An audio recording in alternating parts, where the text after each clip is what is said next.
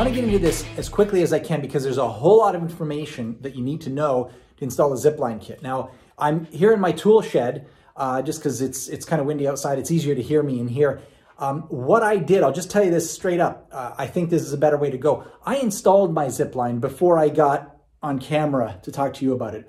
Some installation videos, how-to videos, will have them doing it while they are on video. It's a little bit cumbersome, awkward camera work, and they're just showing you how to screw in a nut or something like that. You guys know how to do that. I don't need to show you that. If I say apply, these two clips here with the nuts that are included, you don't need to watch me do that, right? So what I'm going to do is I'm going to take you out in a second. We're going to go down the finished product, the finished line, the start point, the end point, the braking system, the pulley, and all the stuff that I'm using to actually ride the line on. And I will show you the details of how I installed them and where I got them from and just all the stuff you'll need to know, right? So that's the first thing. So the second thing you need to know before we get started is that you can go online and you can find a lot of kits, all right, which is not a bad thing necessarily, all right? You can go to Amazon and there's a few other places you can go that will sell you a Zipline kit. That's not a horrible thing. The only thing with the kit is that they often don't come with anything more than about 70 to 90 feet of line, and they're going to cost you a couple of $100, maybe even less than 200. That's fine. It's a little bit light duty, and I wanted something a little bit heavier duty and safe. My run is just over 100 feet. So what I did was I bought about a half a kit from a manufacturer, and the details of that and the links and all that will be in the details section below. But I decided to get about half the items I need separately on Amazon because I got a better deal. All right, so a kit is not a bad deal, and it'll save you maybe a little bit of extra work, which is fine. But I saved probably $150 or maybe a little bit more, just kind of piecemealing it myself together a little bit. And I'll tell you how to do that. I'll tell you exactly what you need, so you don't need to worry about it. Like, how am I going to know what I need? I will help you with that. All right. So with that said, let's get into some of the details of what my kit includes, both in the original kit, the official kit, as well as the stuff that I added to it from purchasing individual items on Amazon. Okay, so in my kit, I got 150 feet of 5/16 inch galvanized aircraft cable. You could get away with probably a lot less than that unless your run is really long. But my run is only about 100 feet. It's actually 110 or so. But I got 150 because it just helps for installation and pulling it tighter, and I'll explain all that later. You can use up to about 120-foot run or so. You can use 3/16 a cable, so smaller, lighter, cheaper. But I just decided to go all out and got the one size bigger, thinking it's going to be safer. I'm not really sure that's the case. Included in the kit also that I got is 6 clips that are for 5/16 cable, and they are the cable clips that actually hold or bind the cable together on itself once it goes around the tree. The other item that is really, it's kind of important, you may or may not know about them, but a thimble. All right, a thimble is the little thing. I'll show it to you when we go out, but it's a little thing shaped like a teardrop, and it's metal, and it's meant for you to wrap the cable around so the cable doesn't kink. It wraps tightly around this thimble, and it just won't go any tighter than the thimble allows. It's not a thimble like a sewing thimble. It's something completely different, but it just keeps your cable from crimping, which is just, yeah, it's unsightly, and it's not good for longevity of the cable itself. And then I have a 12-inch turnbuckle that is really important because that's what tightens the rope or the cable when you have already got it installed. So, and it's important to get the biggest one you can. All right, so the other thing that's included is a galvanized chain, which you'll need on one end of it. Now, there are other ways to do this, but this is just kind of what came in the kit, and it's just a rule of thumb to go with a kit that looks similar to what I just explained right here. So I went to Amazon separately and I bought a roll of this bungee cord. All right, again, the details are down below and you can see exactly what I bought.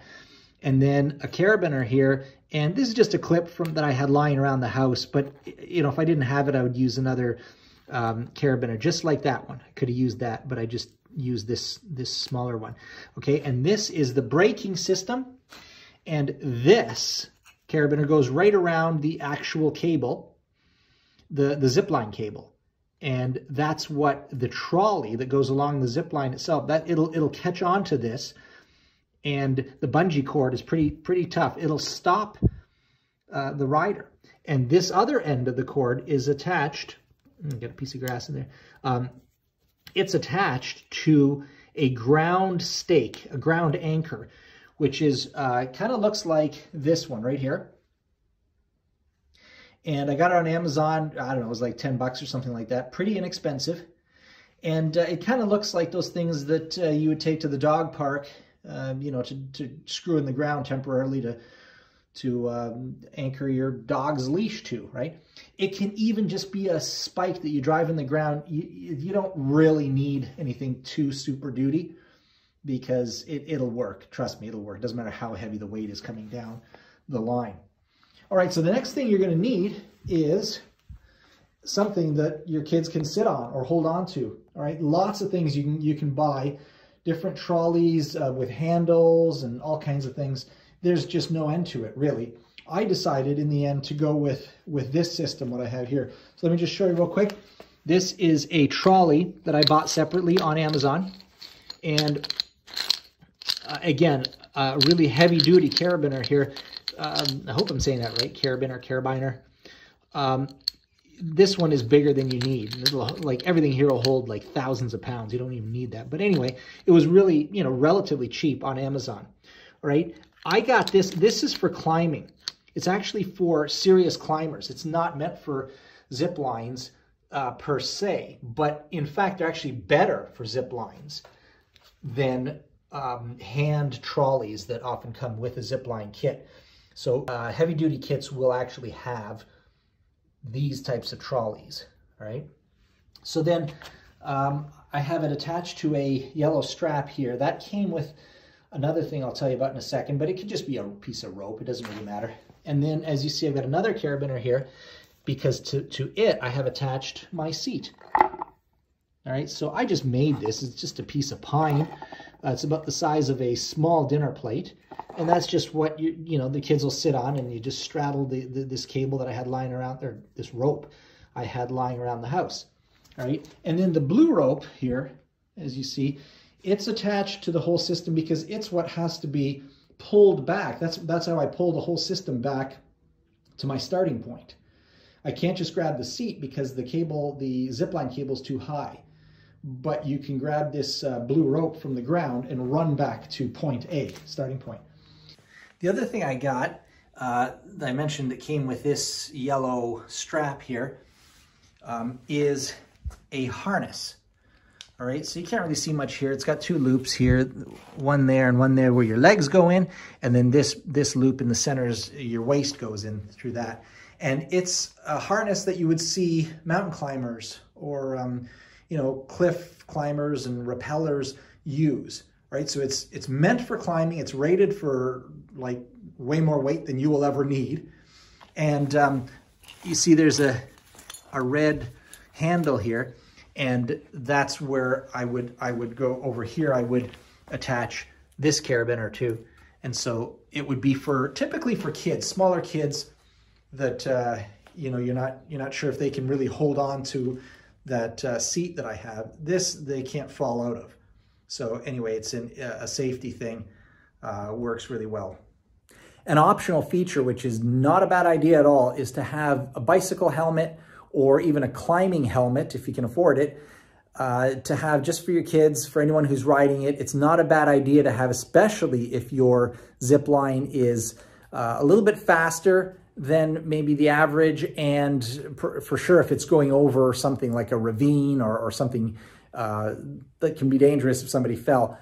I don't have one. It's probably I should. I've got bicycle helmets, which is probably better than nothing, but Anyway, I just thought I'd throw that out there because it's just not a bad idea to have that. And kids kind of like to wear them sometimes. It's kind of cool to look like you know what you're doing because you got this cool helmet on.